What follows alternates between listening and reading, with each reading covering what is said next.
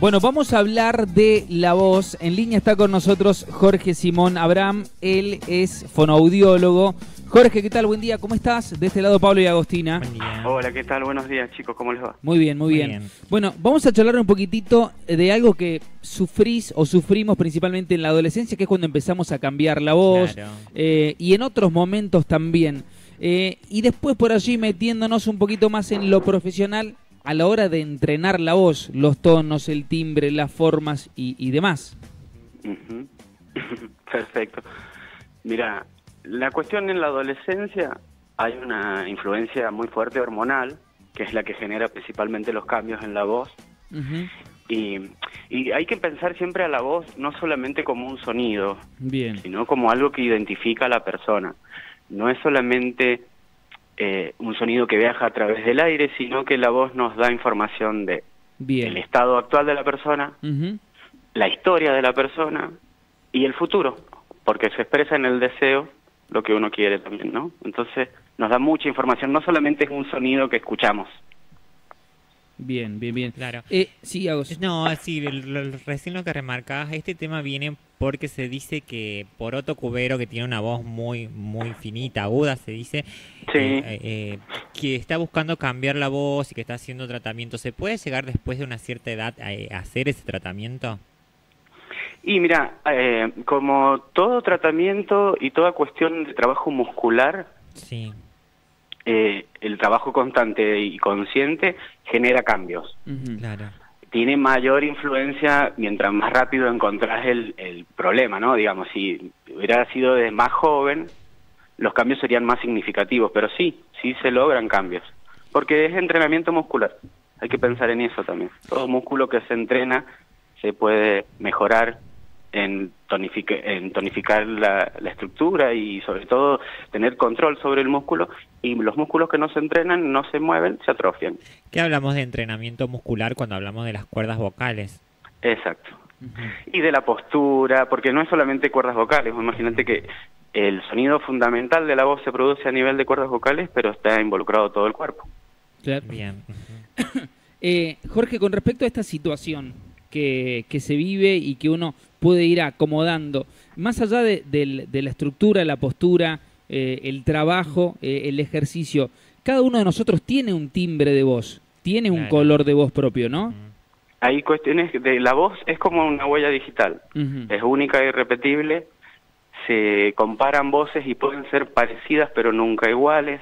Ujú. Entonces, siempre hay una cuestión muy identitaria en la voz. Uno cuando se escucha hablar no es lo mismo cuando te escuchas grabado. Claramente.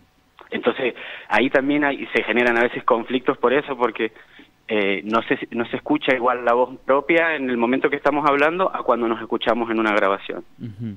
Y eso da también el tema de la identidad de la voz, ¿viste? Los sonidos característicos, y tienen que ver con la estructura anatómica, con el lugar donde naciste, el clima, tu alimentación, el nivel sociocultural. Hay un montón de factores, el deseo principalmente, la historia. Hay un montón de factores que influyen en la voz. Hay que tenerlos en cuenta a todos a la hora de trabajar. Ujú. Y mayormente recién remarcás el deseo, y yo me voy a mí, a una persona, soy una mujer trans, una persona trans, y si me pongo a ver en el historial tiene mucho que ver. No lo había tomado a eso, pero si vos hoy lo veo desde afuera, sí, la verdad es que eso viene como una construcción. Exacto, sí, es una construcción. Y tiene también que ver mucho la influencia de la construcción cultural, digamos. Está como muy metido culturalmente que agudo es femenino y grave es masculino. Ujú. ¿Viste? Bien. Te suena una voz muy grave y vos lo primero que te imaginas en la cabeza es la imagen de un hombre. Claro. Y viceversa si es una voz muy aguda. Ujú. Y hay mujeres con voces graves, hombres con voces agudas, Ujú. y entonces termina siendo una construcción más cultural que una realidad Claro. anatomofisiológica, digamos. Claro. Jorge, Entonces, cuando hablamos del trabajo de la voz, el adiestramiento de la voz, a ver, por ejemplo, los que trabajamos con la voz, tenemos que hacer un adiestramiento, tenemos que trabajar para educar la voz, por ejemplo, los que estamos mucho tiempo frente a un micrófono, cantantes, por decirlo locutores, etcétera, etcétera.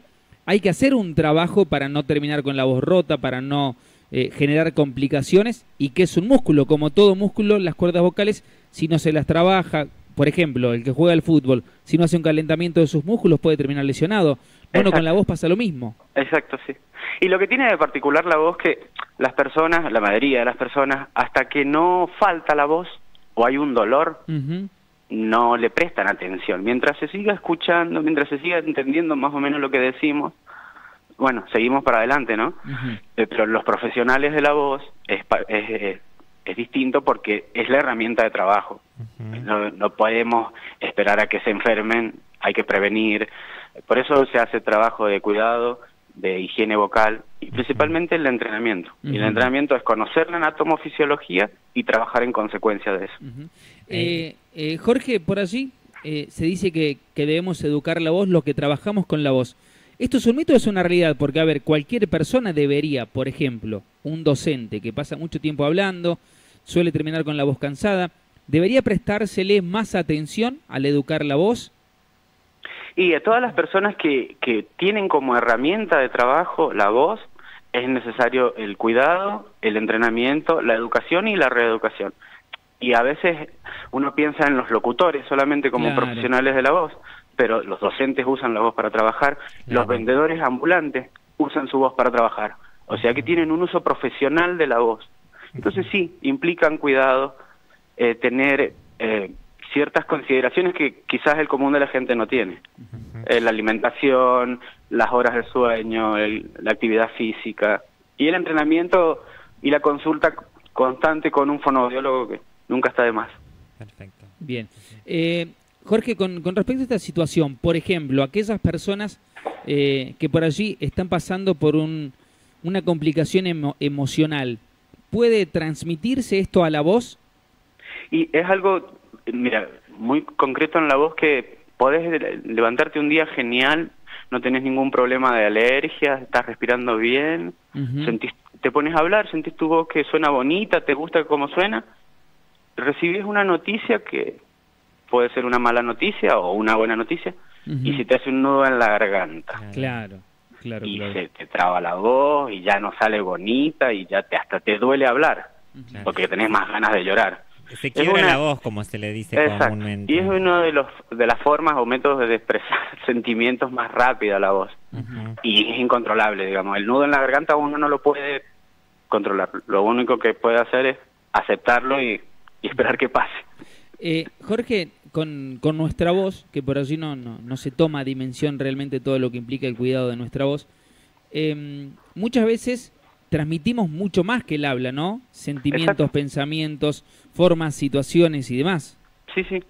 En el sonido de la voz vos podés reconocer el lugar de donde viene esa persona, el clima que hay en el lugar donde viene esa persona.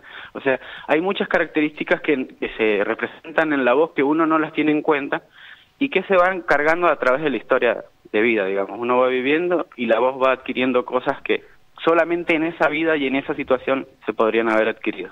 Bien, bien, bien. Jorge, gracias por este ratito, un verdadero placer. No hay ningún drama, ya saben, cualquier consulta. Hasta la próxima. Hasta la próxima. El licenciado Jorge Simón Abraham charlando con nosotros. 12:10, noticias, pausa y seguimos.